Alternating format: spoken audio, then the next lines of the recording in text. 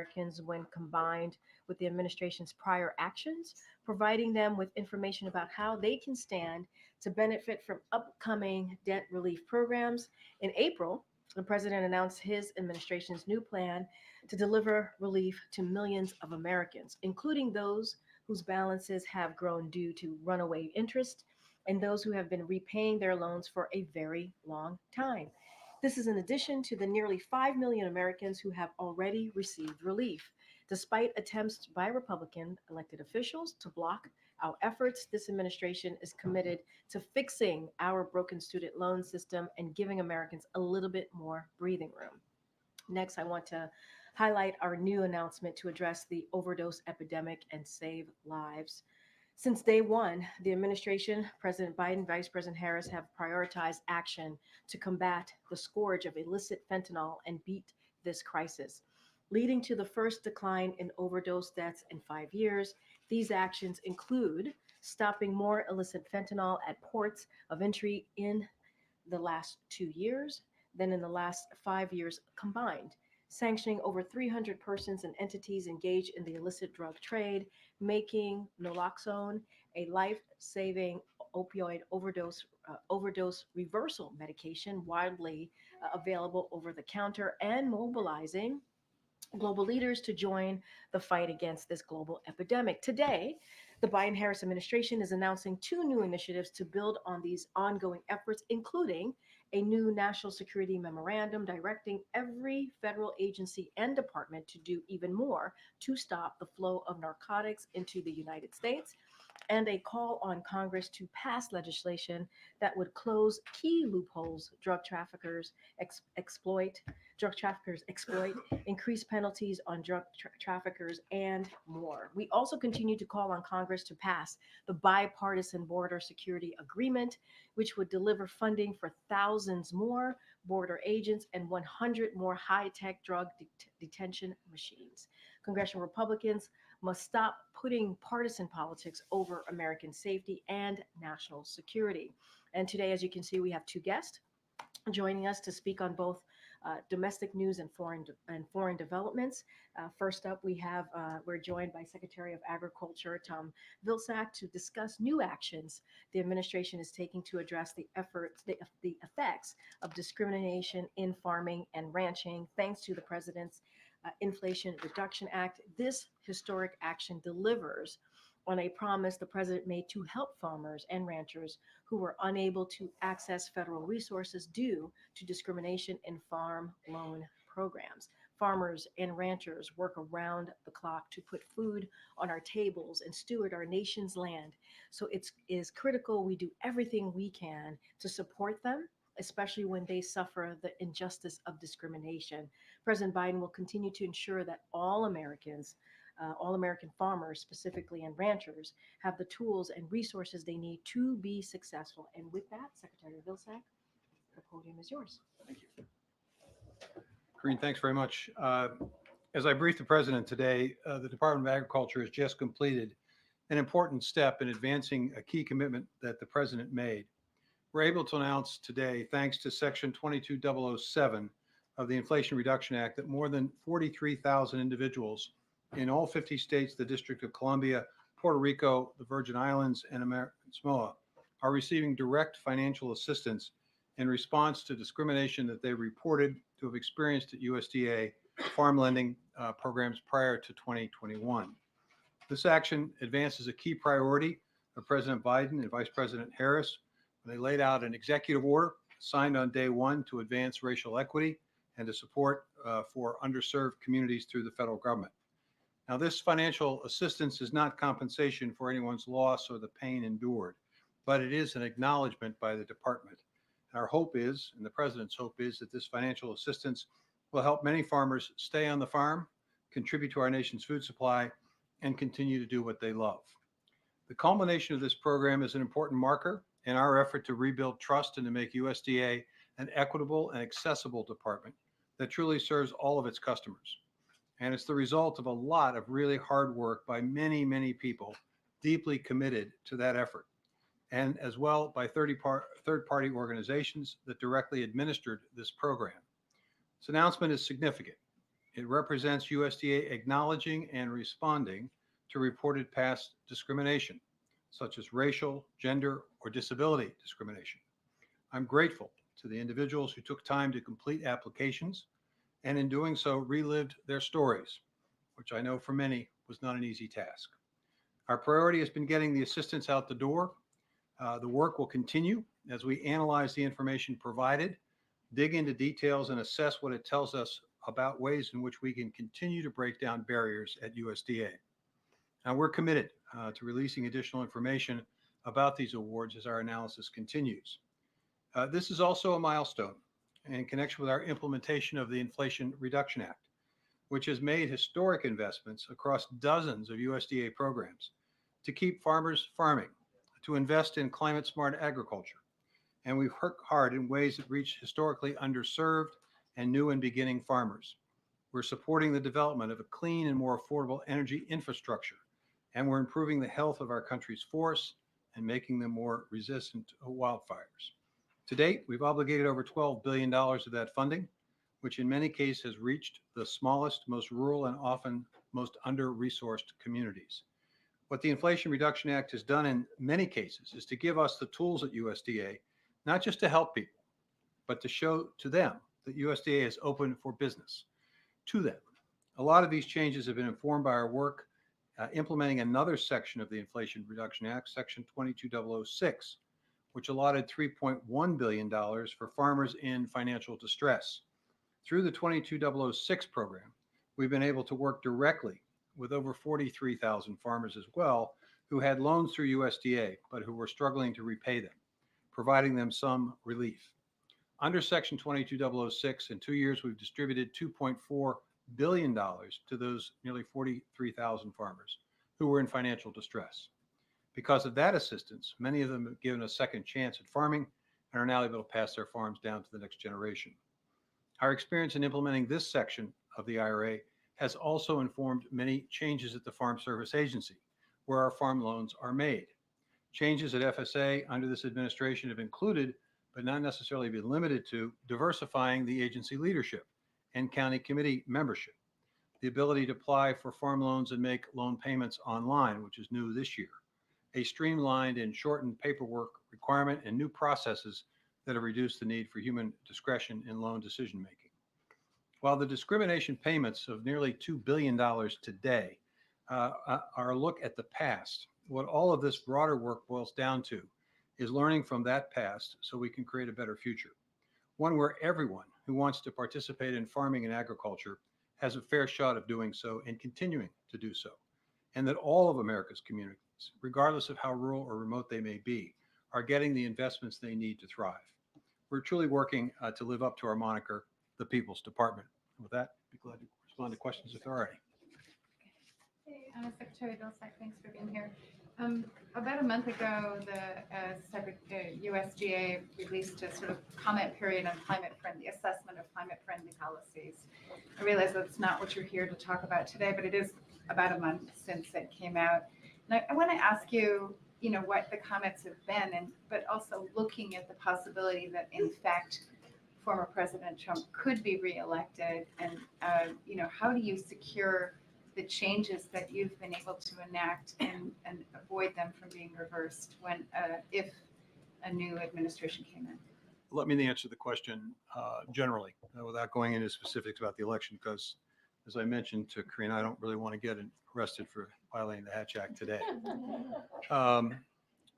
What I would say is this: the reason we asked for these comments was we want to inform the Treasury Department's guidance on the development of a new and exciting industry that this administration is fostering, which is the sustainable aviation fuel industry. It is an industry that's twice the size of the current biofuel industry, and it opens up the opportunity for as many as 1 million new job opportunities in rural America. So we want to make sure that farmers and farming and ranching are able to fully participate in that process. So we asked for information about commodities and or practices that could potentially be established as having a positive climate smart benefit, because the Treasury Department, for purposes of 45Z, a tax credit that was established under the Inflation Reduction Act, has got to make guidance by the end of the year, to provide the industry an awareness of how to qualify the sustainable aviation fuel that's going to be made in the future for that tax credit, which is extremely important because it's what's going to make it cost effective to produce the fuel. So opportunities here for large new income sources for farmers, new products being produced in rural America, and continuing this administration's commitment to manufacturing in rural places. So that's why we asked for the information. And I think it's information that I hope the Treasury Department takes into consideration as it makes a very important decision. What's the timing for the 45Z clean tech? Well, I think the goal is to try to get this done by the end of the year. Thank you. Secretary Vilsack, you detailed many of the programs that USDA is administering under the Inflation Reduction Act, but I'm wondering how much funding the agency has remaining from that legislation and whether you feel any pressure to spend that or disperse it before November. There's not pressure. You want to make sure that you're investing those resources wisely. I will tell you, for example, we have yet to obligate all of the renewable energy resources. And the reason we have is because we are in the process of completing an evaluation of the applications for that funding. When you talk about the transition of rural electricity from fossil fuel-based transition and generation to more renewable sources, it's complicated. So it takes a while for us to basically analyze those contracts. I'm expecting that we will be able to make awards in that program by the end of the year, significant awards, and have a better general sense of what awards will be made in 2025 and 2026. The Inflation Reduction Act was structured so that you would be making payments and investments over a period of time. The Forest Service, for example, was given resources to invest in forest restoration and hazardous fuel buildup removal over a period of years. And so we're on track. In fact, I'd say we were probably a little bit ahead of schedule in terms of our obligations under the Inflation Reduction Act. So I'm confident that we'll meet the goals that were set by Congress, probably exceed them, and in doing so create a lot of new opportunities out there in the countryside. Congress sought to rescind some of the unspent stimulus money during negotiations over other issues, and I'm wondering if you worry that there's a possibility that unspent IRA money could get rescinded. Well, that would be a serious mistake on the part of Congress to do this because there is genuine interest. The level of applications we received under the IRA would suggest that there is interest above and beyond the amount of money that was provided by Congress. And in that circumstance, I think the message that's being sent by rural America is this is resources that we need, that we want, and we should preserve. Thank you for being here, Mr. Secretary. I think if I'm not mistaken, earlier this week, you and the USDA announced that there were going to be about 25 separate counties, at least ones in our area, Virginia, West Virginia, Maryland, that qualified as primary natural disaster areas due to drought conditions. Clearly, we've been keeping an eye on this and keeping with the conversation about climate change. Can you give us a better understanding of where you have seen this go and what the impact has been in terms of the American investment required to help sort of accommodate these communities and where it is going? Well, I can tell you that we have a number of programs, and if you're interested in knowing all of the programs that are impacted by drought or any other disaster, we have a tool on our website, Disaster at a Glance, which will tell you based on the criteria, whether it's a tornado or a flood or whatever it might be, what programs are available. The fact that we have that document would suggest that we are aware of the fact that there's an ever-increasing number and intensity of these events, and they are, in some cases, horrific. And they are extraordinarily expensive because they impact not only the ability to make a living for farmers, ranchers, and producers and forested landowners, but it also results in devastations of homes and businesses. We're now seeing floods that are supposed to be 100-year floods occurring every 6 months. We're seeing droughts that are supposed to last for a year, lasting for multiple years, in fact, over a decade. We're seeing tornadoes that are just incredibly powerful. I didn't know what a derecho was until a couple of years ago. So the fact that we have things that I've never heard of in my life now coming up on a regular basis in the Midwest tells you that there's something going on here, which is why it's important for this administration and for future administrations to continue to invest in climate smart practices. Frankly, it isn't just about dealing with the climate issue. It's about creating a whole new American economy that creates new job opportunities and, as the president likes to talk about, rebuilding that middle class. Because when you do climate smart practices, you are essentially creating supply chains, you're creating new industries, you're creating new and innovative ways to do things, all of which is going to require people that work with their head and their hands. So whether you're concerned about climate or whether you want to build an American economy that's stronger, you got to continue to invest in these practices. And I think fortunately we have the tools through the Inflation Reduction Act and the infrastructure law and the American Rescue Plan to do a lot of that work right now. All right, thank you so much, Mr. Secretary. Thank you. Thank you for your time. All right, and now I'm going to turn it over to Admiral John Kirby to talk about the Middle East developments that we've seen over the last 24 hours or so. Everybody, just a quick note on Venezuela too before we can get into any of that. I want to note that our patience and that of the international community is running out.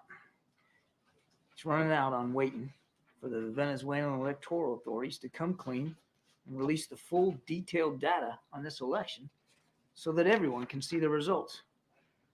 You may have seen the Carter Center, an independent observer, just earlier this morning released a report stating that, quote, Venezuela's 2024 presidential election did not meet international standards of electoral integrity and cannot be considered democratic. They concluded that the, quote, electoral authorities' failure to announce disaggregated results by polling station constitutes a serious breach of electoral principles. We share those concerns. Matter of fact, this afternoon, the Organization of American States Permanent Council is going to hold a meeting to address the results of the electoral process in Venezuela. I'm not going to get ahead of that meeting, of course.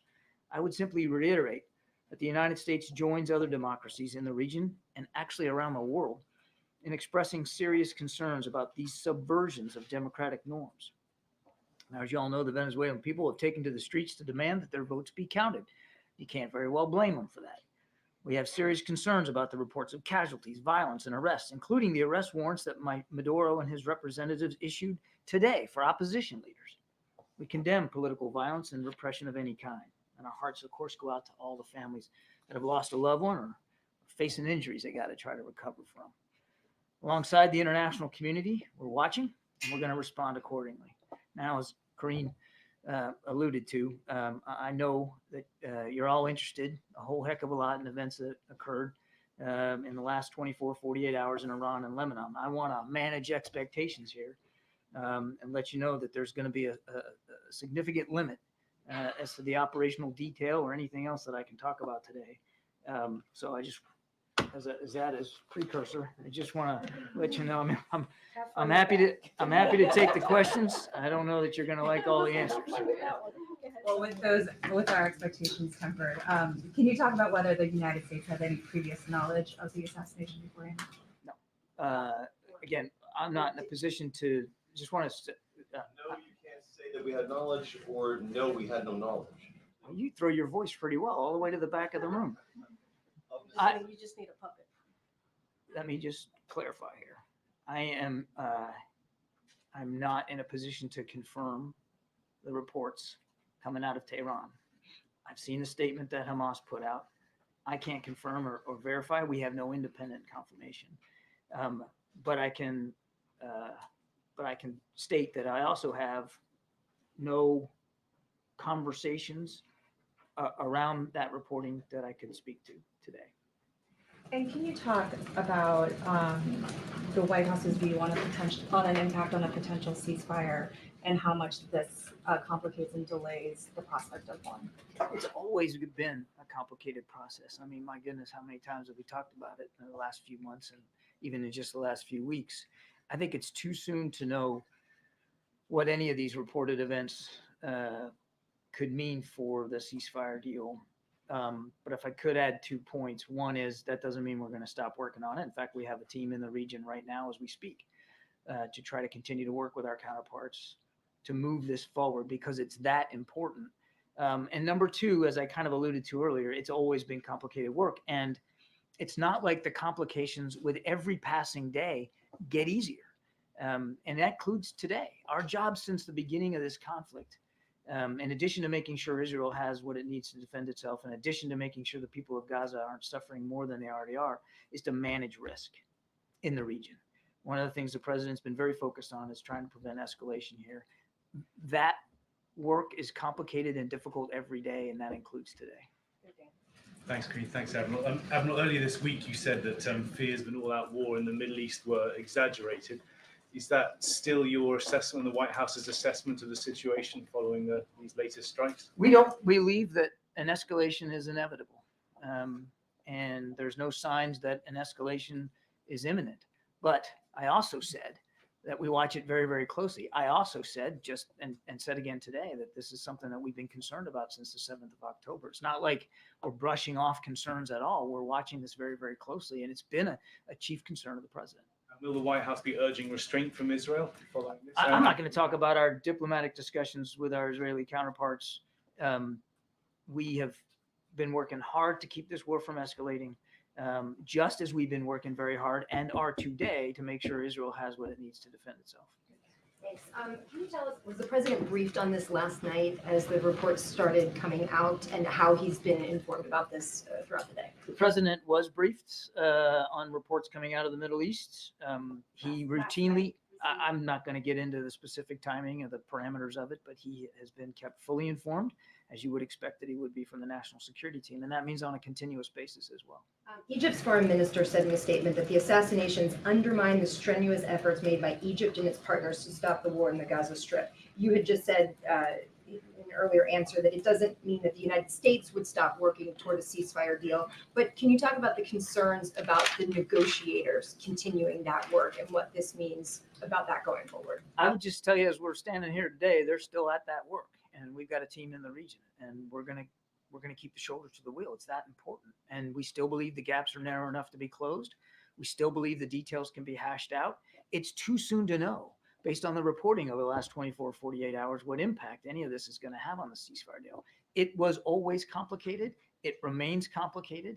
And reports coming out of the region, as we've seen again over the last 24 to 48 hours, certainly don't make it less complicated. Has there been contact with Egypt and Qatar to reassure them to stay in these conversations right now? I would just say that we have and maintain routine communications with our counterparts in Egypt and in Qatar and with Israel. Those communications are ongoing. Just to be clear about that, has the U.S.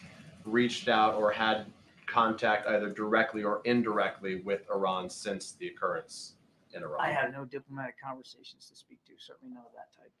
So just to be clear, there have not been with them or with any of their any intermediaries, or you can't tell us if there have or haven't? I have no conversations to speak to. Fundamentally, is an Iranian response here inevitable? Look, you've seen the comments by the Supreme Leader and what he said publicly. It's out there for everybody to see. I'll certainly not speculate about whether and to what degree Iran does anything. What I can tell you is we have and will maintain a level of readiness to preserve our national security interest in the region. It's not like we take a blind eye to what Iran is capable of doing and has shown their capability of doing in the region. It's not like we've demonstrated an unwillingness to defend Israel from threats in the region, including from Iran, if that happens.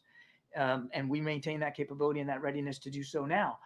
I would also say, lastly, Peter, what I said earlier, we don't want to see an escalation, and everything we've been doing since the 7th of October, we've been trying to manage that risk. Those risks go up and down every day. They are certainly up right now. They don't make the task of de-escalation, deterrence, and dissuasion, which is the goal, any less complicated. So to be clear, does the U.S. think this action was escalatory, provocative, justified? As I said earlier, I'm not in a position to verify the accounts. Thank you, Karine. John, I have two questions on Middle East and then on Russia and Ukraine. So on the Middle East, besides of Egypt, we see Qatar, China, and Russia all condemn the killing, saying the killing would jeopardize the ceasefire talks. What is the White House response to those countries' reaction on this? And also, is the United States worrying China expanding its influence in the Middle East and may not be using its influence for the purpose that U.S. and allies believe to be positive? On the first thing, I believe I've already kind of addressed this. I'm not in a position to verify the reporting, certainly the statement by Hamas. I'm just not going to do that. On China, we've said many times, we would welcome any credible role by China or any other nation, whether they're in the region or not. that want to help get involved and de-escalate the tensions and help us bring this war to a close and make sure that Israel's security is guaranteed going forward. Any other nation's contributions that can be done in a credible, transparent, and sustainable way would be welcome. We've simply not seen that coming out of the PRC. Russia and Ukraine, this United States knows the whereabouts of Paul Whelan. And can you confirm the report that the first delivery of F-16 jets in Ukraine? Look, on your first one, all I'll say is that we have been consistently, since the beginning of this administration, working hard to bring home Americans that are wrongfully detained overseas. And the attention that the president has paid personally to the cases of Paul Whelan and to Evan Gershkovich from the Wall Street Journal is very, very high, as is the whole team. And we continue to work at that very, very diligently.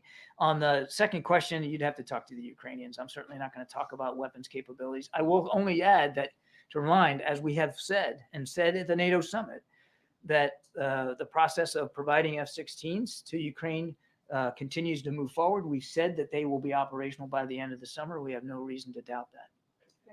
Thank you so much, Karine. Hi, John. On Venezuela, two questions. One about the call with President Lula yesterday. Did President Biden ask anything specific from the Brazilian president, any kind of help to moderate the situation in Venezuela? The president was grateful for the time with President Lula. They obviously talked about the electoral results in Venezuela and our concerns about where that's leading to. I won't go beyond the readout, though, in terms of specific asks. The president was grateful for President Lula's time. And another one, because as you were saying, the United States and other countries like Brazil are asking for the full release of the voting count. But 3 days later, as you're saying, the patience is running out. There is no indication that Maduro will release, give in to this international pressure and release the data. On the opposite, as you were saying, there's violence now. They're persecuting people protesting against the results. So does the U.S. still believe that Maduro can be convinced to release this data, and how long is the U.S. willing to wait? What is the strategy? They need to release it. We've been calling for it. As I said, our patience is running out. Those electoral authorities, which obviously work for Mr. Maduro, they need to release the data, the tabulated data, so the world can see exactly what happened here. And we're going to continue to call for that. And as for consequences, I won't get ahead of policy decisions that haven't been made yet. Does the White House recognize that Edmundo Gonzalez won the election? Again, we want to see the full tabulated data from the polling places. We want to see something that can be verifiable and can convince not only the United States but the international community about what the results actually were. Okay, a couple more. Go ahead in the back. Hi, John.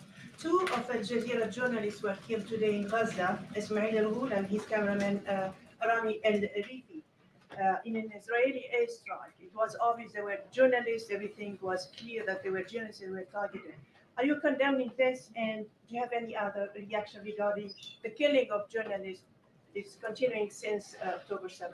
I don't have any specifics about this particular strike to speak to, so it's difficult for me to get into any detailed discussion of it. We obviously continue to not only recognize and honor the service that journalists do around the world, particularly in places like Gaza. It's very dangerous. It's a combat zone. We know that takes a special kind of bravery for a journalist to go on the ground in a place like that. And we want to make sure, as I think Karine has mentioned herself in just the last day or so, that press freedoms are observed and recognized and respected, and that reporters are allowed to do their job. And that includes covering the war in Gaza. But I just don't have any detail on this particular strike to be able to characterize it one way or the other. Obviously, our hearts go out to the families and all those who are touched and affected by this terrible loss. I know we talked about what you've said before about the temperature going down, but Secretary Austin also spoke about this and said that the sense was that the temperature was going down in the Middle East. So can you say to what extent this doesn't help? Was a surprise? Like was these the US reports over the last 48 hours certainly don't help with the temperature going down. I'm not going to be Pollyannish about it. We're obviously concerned about escalation. And again, without confirming the reports over the last 24 in terms of Tehran, certainly the IDF has already spoken to operations that they've conducted elsewhere. All of this adds to the complicated nature of what we're trying to get done. And what we're trying to get done is a ceasefire deal that can get you 6 weeks in phase one, get a lot of hostages, the most at risk, out of there and home with their families, and get some more humanitarian assistance in there. I know I keep coming back to that, but it's important that we do keep coming back to that, because that's what we're really trying to drive at. And if we can get to phase one, by God, we can maybe get to phase two. And if you can get to phase two, maybe you can get a cessation of hostilities.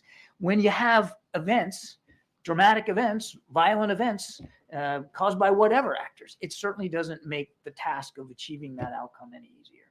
But, you know, who is Israel supposed to negotiate with if the leader of Hamas is dead? Again, I can't confirm the reports coming out of Tehran or Hamas's statements. We still believe there's a viable process. We still believe there's interested counterparts. And we still believe that there are meetings and discussions to be had. We wouldn't have a team over there right now if we didn't believe that it was possible to try to gather together and push this forward. Thank you. Follow up on her question. What is the U.S. strategy for Venezuela if Maduro still be considered a winner? Is the U.S. planning to impose more sanctions? Or It's a terrific hypothetical question that I'm not going to answer. I would simply say that we'll reserve our rights and our abilities in terms of consequences one way or another based on what we see coming out of the electoral authorities in Venezuela. It's in their interest too to be fully transparent and credible about what happened on Sunday. So we'll see where this goes.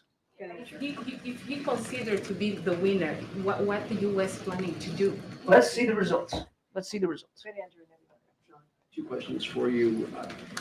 You said there's a team in the region from the U.S. You've said there are interested counterparts to speak to. Who are they, and why would they show up to these talks, given that the guy who was heading the talks for Hamas is now dead? What reason do they have to poke their heads up above ground? And then I have a second one. As I also said, it's too soon to know what these reports are going to mean for the ceasefire deal. What we do know is we have a team in the region. What we do know is we want to keep having these conversations, and we believe they're still worth having. We also haven't seen any indications at 2:07 on Wednesday afternoon here, the 31st of July, that the process has been completely torpedoed and it ain't worth pursuing. So we're going to keep pursuing it.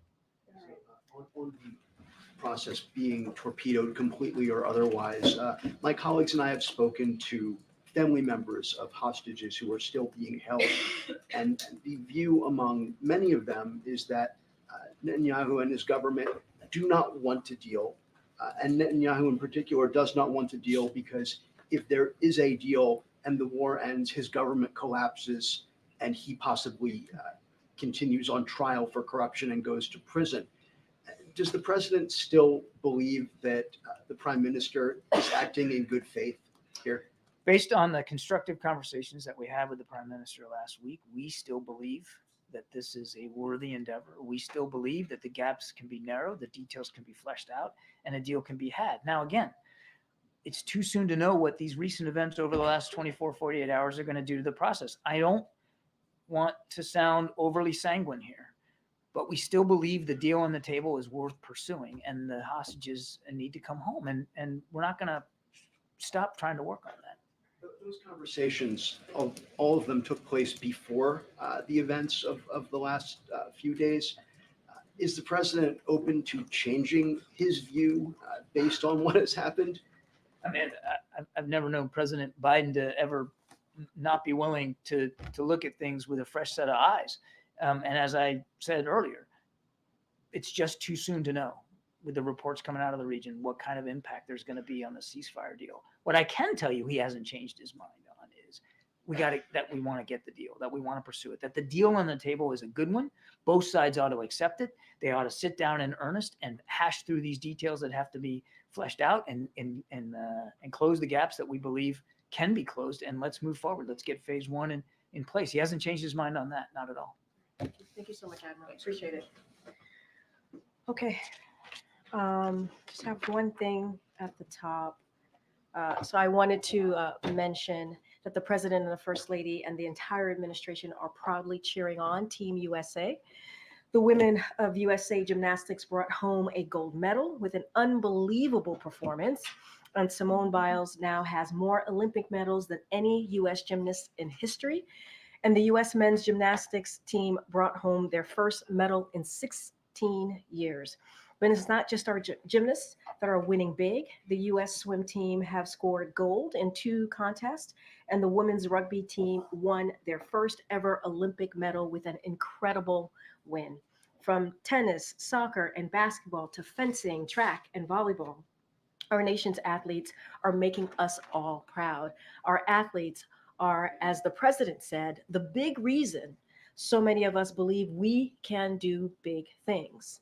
And not to brag too much, but USA is also currently leading the Olympic Games with the most medals. As the First Lady said ahead of the opening ceremony, and I quote, "Our athletes carry more than just our flag. They carry our nation's heart and our hopes with them too." So we wish the team, the Team USA, all of them, good luck as they continue to make us proud. We are especially excited to see the women's soccer team and the men's basketball team in action today. I'm wearing my Olympic Team USA gear, so go Team USA. But we wanted to lift them up from the briefing room today. Hopefully you guys didn't mind. Go ahead. I know you typically don't discuss the lunches between the president and the vice president, but since we're kind of in a unique time, do you have any sort of details or color or what the president planned to talk about with her? So again, I just want to be, and you're right, we are in a different time, and I get the question, always are very respectful of the president and the vice president's private conversations, and obviously they do regularly meet. And whether it's for a lunch or meetings about the national security, and they do that regularly, whether even White House events and just much more. They have stayed in touch regularly over the past couple weeks, couple weeks, but they do that normally as well. So it's nothing new there. But I don't want to get into their private discussion. As you know, the president is incredibly proud of the vice president and what she has been able to accomplish, their partnership together, and is going to continue to support her. And I know you've said that we would continue to see President Biden at work on the job, but he's had a lot of things on his calendar just today that were all close press. Some of them seem like things we would have seen at least at the top of the meeting. So is that going to be the standard operating procedure going forward? It's not. I can tell you right now, you could expect to see from him and hear him tomorrow, the president, or later this week, I should say, to be more specific, but tomorrow's already Thursday. But you'll hear from him later this week. I promise you that. Look, every event we assess it differently as it relates to press access. To Secretary Vilsack, we brought him to the podium because we wanted to make sure you heard directly from him on their conversation. They met obviously this morning to talk about this new announcement as it relates to the Inflation Reduction Act, and he's going to continue to get briefings all day. I talked about the fentanyl announcement, but it will not be the norm. It will not. You will hear from the president later this week, and he definitely wants to continue to make sure you have access. He had a little bit of a press conference, if you will, at 1:15 in the morning the other day, and so he certainly wants to continue to take your questions and see all of you, and so that's not going to stop. What is the event later this week? So I don't have anything to share at this time, but certainly we will, as you all know, when we lock things in, we certainly will share that. But you will see him. You will see and hear from him for sure later this week. And this is your first time in the front row. Hi. I appreciate it. Thanks for the Will? welcome. Yeah, Hi, good to Will. see you. Good to see you. Just staying on the vice president, I know you Yeah. can't talk about their meeting and whatnot, but in terms of medical records and physical, are we going to see a little bit of sunlight on the vice president's health as we get closer to the election? So I know there was a lot. We were getting some incoming on this, and I know there's a lot of interest. The vice president's office asked that you refer we refer those questions to her office, and so they will be gladly able to take those questions from all of you. And just one other question I wanted to ask as well. The president had previously committed to talk to Black journalists at NABJ. I don't know if you're attending or going to Chicago for NABJ. We've seen you there before. He's no longer a candidate, and there's some back and forth between the Harris campaign and NABJ. Yeah. But does the president have a message for those Black journalists there at the conference? So April Ryan asked me a question about this yesterday. And look, when it comes to Black journalists, we want to make sure, and obviously in all Americans, including Black journalists, that we have an opportunity. And obviously talking to Black journalists is obviously talking to the community. And so it's important that we do interviews as we've normally done with Black-owned publications, and we have done that from the president to the vice president to myself to other senior members of his team, because we understand how important to have that kind of entry point into the community. And so that is something that we have been very proud of doing the past 3.5 years, and we will certainly continue to do that. As it relates to NABJ, that it was a campaign decision, so I would have to obviously refer you to the campaign. The president, as you know, is no longer a candidate, which is why he's not speaking this year. And so as it relates to the vice president as well, that is something for her office to speak to. But it is important for us to speak to, whether it's a radio host, a TV host, or a newspaper reporter. We do that on a regular, and it is something that we have been proud to do, because we believe that we have been able to deliver for the community, all communities, whether it's the economy, healthcare, issues that they really truly care about. And so we're going to continue to do that certainly for the next 6 months. Good, Jackie. Thank you, Karine. Just following up on Sungmin's question, could you sort of give us an idea of how much the president's schedule has changed since the ticket changed? Because if you look at what we look at, the big event on Tuesday was a phone call. The big event today is a lunch. Tomorrow, we don't know what he's doing. Friday, he heads to Delaware. It lends itself to the appearance that he's done governing.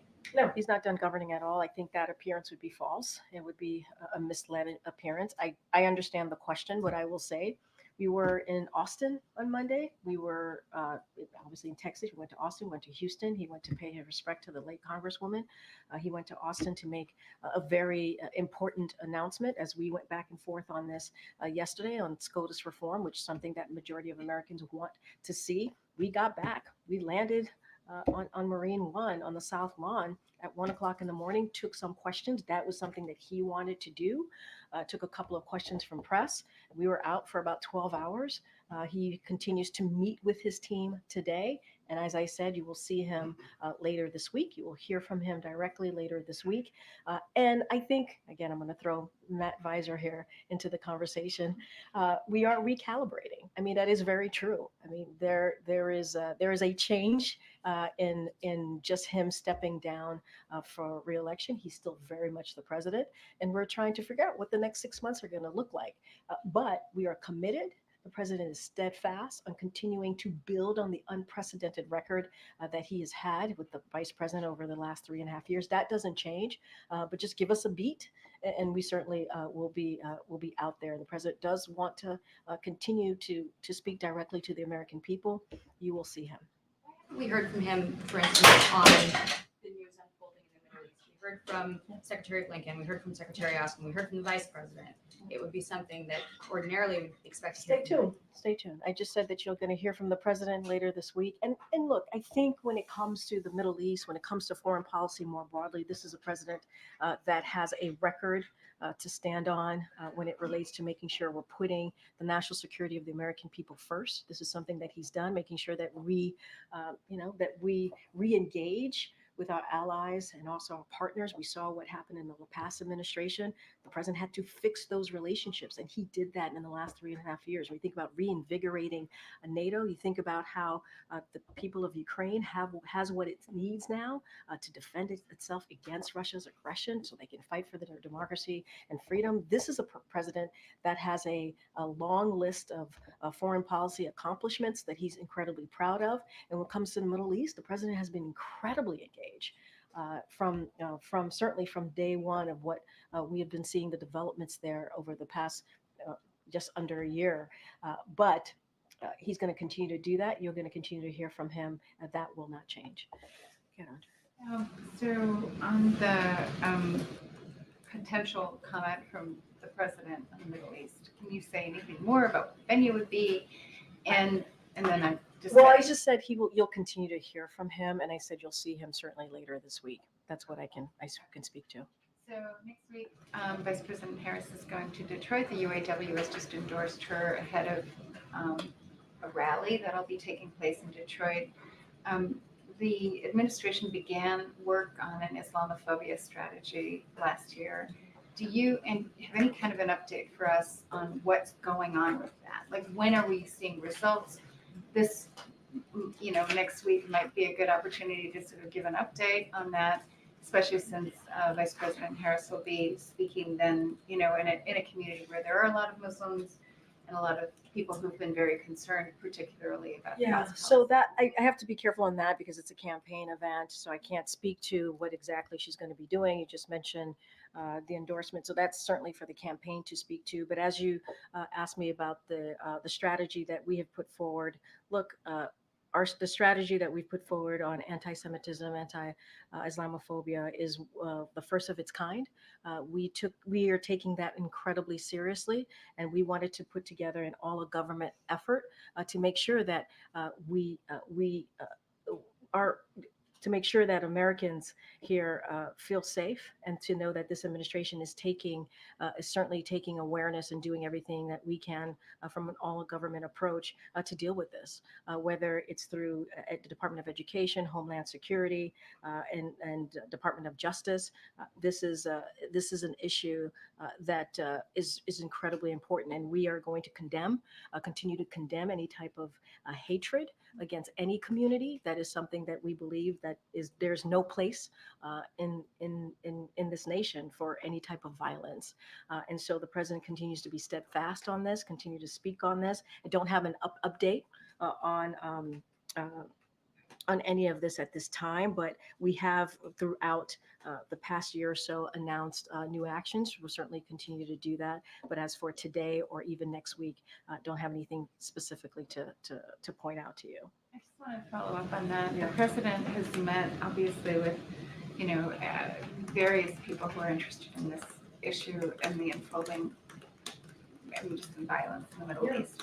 With the escalation that we've seen, with the concerns about an all-out war rising now, the risks that John just outlined too, is the president intending to carry out any further outreach, or is the White House planning further outreach to affected communities? So we are in regular touch. We have as you know, we have the White House Office of Public Engagement, Intergovernmental Affairs here, and they are in regular touch with communities out there. And we understand that communities are fearful. They're feeling some pain here, and we get that. And that's why, as an administration, we're trying to address the rise of reported anti-Semitism, the rise of reported and what we have seen Islamophobic incidents. And we're talking about, sadly, at schools, right? We're talking about at college campuses and in communities. And so this is something that we take very seriously. As you know, not too long ago, we did make some new announcements on actions that we were taking here in the administration. And so we're going to continue to work towards that. And to your question, we are in regular touch with communities, hearing them out, hearing also how can we be helpful, anything that they want to share with us that would be helpful to us, and how we continue to provide assistance and come up with actions that's going to be helpful to them. I mean, we've announced more than 100 new actions in the past year to deal with this type of hate. And so we're taking this very seriously, and it's an all of government approach here. Okay. Thank you, Karine. You said that with each event the president does, there's a discussion about whether to open it up to press and in what way. I'm just wondering if you could elaborate a little bit on the rationale behind not showing the president on 2 days where the vice president now has public events of her own. Is there a desire to not have the president out there publicly while she's campaigning? I mean, look, I'm not going to get into I'm not going to get into the campaign specifics here. What I will say is that you will get to see the president later this week, and look, it's a case by case basis, and that's kind of how we've always moved forward with when we think about these different events that we do here. The president will be out later this week. You'll get to see him. He will speak directly to all of you and to the American people. Obviously, I just don't have anything to share beyond that. But specifically yesterday and today, the rationale for not having him appear I publicly? just don't have any specifics here. It is assessed by an array of people, not just by my office. We try to figure out what's the appropriate way of getting of giving briefings to the president. And so, you know, he and Secretary Vilsack, for example, had a one-on-one conversation. They wanted to check in. They wanted to talk about this particular piece of the Inflation Reduction Act and how it's going to certainly help communities. Obviously Black farmers in this regard. And so was part of the conversation, but I just don't have anything else specifically. We will see the president later this week. You saw the president, he was out for 12 hours on Monday, spoke to all of you, took a couple of questions, and you'll certainly continue to see that. In that 1:15 a.m. Discussion with press where he answered a few questions, he was asked about whether he would weigh in or have a discussion with the vice president on her running mate, and he said, "We'll talk." Is today that talk? Has it happened in the interim? I appreciate you all trying. I really do not have more to add to what the president said to your colleagues, as you said, at 1:15 in the morning on, I guess, Tuesday morning. I just don't have anything else to add. That is obviously, when it comes to that particular decision, that's something for her to make, and we trust that she will make that decision for what works for the American people. Go ahead, Michael. Yeah, thanks. Thanks, Karine. Oh, no. No, Joey. Joey. You've never called me Michael before. I know. It's been a while. It's been a All while. right, so, hey, what's President Biden's reaction been so far on the strong initial enthusiasm that Democratic voters are showing for Kamala Harris's candidacy? She had a rally in Atlanta last night with over 10,000 people, raised more than $200 million a week, has improved on polling in battleground states from where Biden was. Does the president feel reassured about his decision to drop out of the election by what he's seen so far from Harris? I'm going to ask you, wouldn't you be reassured? No, but you just listed out what's occurred the past week. I don't even know. Everything is just coming all together. Past week or so. Again, campaign, don't want to get into specifics of numbers that you just ticked off and what we've seen. But I mean, look, you just listed off some pretty incredible moments that we've seen with her campaign over the last week or so. And so, look, I think at the end of the day, what I can say, and I've said this before and I'll repeat it, is the president is incredibly proud of the Vice President Kamala Harris. And he has said that the reason why he chose her, the reason why he picked her to be his vice president back in 2020, almost 4 years ago, is because he believes she could lead on day one. And that we have to remember who the vice president is. She's been vice president for almost 3.5 years. She's helped be a partner in really big decisions that we've had to make here, whether it's domestic or foreign policy. She was a senator. She was an attorney general. She is incredibly qualified, and he could not think of anybody else who could have done this job, that he could have made this decision to take over the campaign, obviously.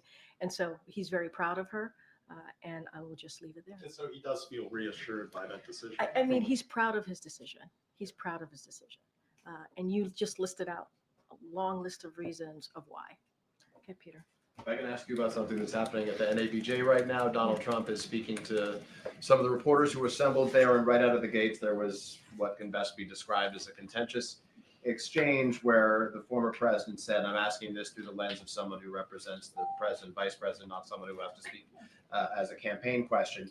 He says of Kamala Harris, the vice president, she was always of Indian heritage and she was only promoting Indian heritage. I didn't know she was Black until a number of years ago, and she happened to turn Black, he said, and now she wants to be known as Black. So I didn't know, is she Indian or is she Black? Wow. She has always, this is unclear. I respect either one, but she obviously doesn't because she was Indian all the way, and then all of a sudden she made a turn and she went Black. Your response to those comments?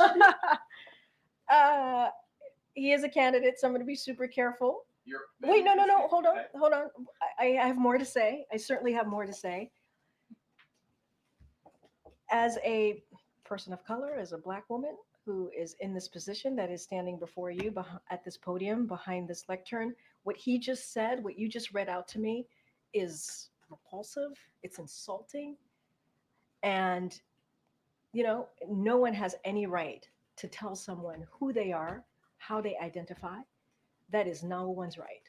It is someone's own decisions. It is,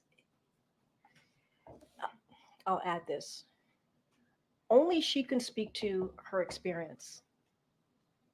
Only she can speak to what it's like. She's the only person that can do that. And I think it's insulting for anybody. It doesn't matter if it's a former leader, a former president, it is insulting. And we have to put, she is the vice president of the United States, Kamala Harris. We have to put some respect on her name, period. Thank you. Oh, my goodness. Go ahead, John, all the way in the back. Thanks, Karine. Can you talk about what efforts are being undertaken as it relates to those wrongfully detained Americans, people like Evan Gershkovich and Paul Whelan? Are there renewed efforts in terms of trying to win their release right now? So I'm going to just repeat a little bit of what my colleague said just moments ago, the Admiral. And look, what he said was spot on, which is this is a president that has made it a priority to get home wrongfully detained Americans back to their families, back to their loved ones. It is something, and all you have to do is look at his record and what he's been able to do in getting home wrongfully detained Americans. And so he's committed to that. He will continue to be committed to that through the next several months, next 6 months. We are careful here. We do not negotiate in public. We cannot negotiate in public because we want to make sure that we get this job done, get this work done. I do not have any specifics. I would not be able to do that from here because we want to be mindful. We want to be careful. But the president's committed to make sure that we get wrongfully detained Americans home to their friends and families and loved ones, obviously. Those efforts in terms of trying to get those wrongfully detained Americans home, could they possibly involve a third country, a prison swap involving Germany, for instance? Is that a possibility? I just cannot get into specifics from here. You have to understand that what we're trying to do is on behalf of Americans who are detained. The president is committed. He is committed and will continue to do everything that he can to get Americans home to their loved ones. And you've seen that. You've seen that over the last 3.5 years. I'm not going to get into specifics. I'm not going to get into details. I can't confirm anything from here or lay out. What we're going to do is continue to do the work. Just a follow-up on the scheduling question. Yeah, sure. As the president dials back a bit of late the public events, are we to read into that either now or in the near future that the vice president should be the kind of primary messenger of the administration's policies? No, the president's going to be certainly the messenger of the policies. He's the president of the United States. He's going to continue that. They both will be, as she's out there as well as vice president. That is not going to change. You will hear from the president. You will hear from the president. He wants to be out there. He believes there's still a lot of work to get done in the next 6 months. He wants to lay out what it is that he would like to get done, building on our successes, whether it's healthcare, whether it's the economy. There's still a lot of more work to do in the economy, even though we're leading the world in what we've been able to do here to restart the economy. And so, look, you're going to hear from the president about this in a short order. You're going to see the president later this week. You're going to hear from him. And so I would say stay tuned. And the president certainly is looking forward to the next 6 months, continuing to lay out his plans on behalf of the American people. Okay, go ahead. Yeah, when are we going to see the president and vice president together? That's a good question. I don't have anything for you right now at this time, but obviously they were together today having lunch. That was a private discussion, private lunch. But I could assure you, you all will see them together at some point.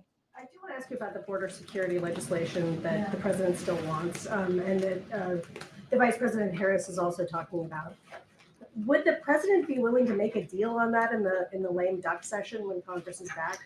Yeah, I get the question, but he did make a deal. That was what we did, 2 months with Republicans in the Senate.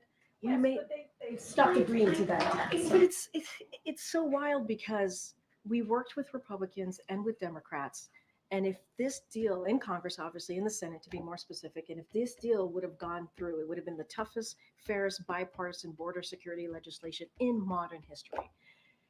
And congressional Republicans decided to block it because Donald Trump felt like it would make Americans safer, so do not move forward with it. That's what he felt. And it would harm him politically. That's what he felt. And so, look, we did a deal. It was a very good deal that Republicans agreed on, Democrats agreed on. The president reached across the aisle to make this happen when people told him that that wouldn't be possible. And the former president got in the way. And he got in the way not because it was the right thing to do for the American people. It was the right thing to do for himself. And so the president would love to move forward with that deal that we were able to get done. But they themselves, Republicans, voted twice against it. And so the president's taking executive actions, and we want to make sure that we continue to reduce unauthorized crossing, to lower, and we've been able to do that, to lower than under any other prior administration. We have been able to do that through actions here. But in order to deal with this, we have to have legislation. And there was a deal. There was a deal on the table that we were able to negotiate with Republicans and Democrats in the Senate. The former president got in the way. You know? Will that deal still be on the table after the election? It's on the table right now. We want to make that deal move forward. We do. We are ready. The president's ready to sign it. It's Republicans. This is really, I appreciate the questions, but this is really a question for Republicans in Congress to answer to. Okay, guys, we'll see you tomorrow. Thanks, everybody. Thank you.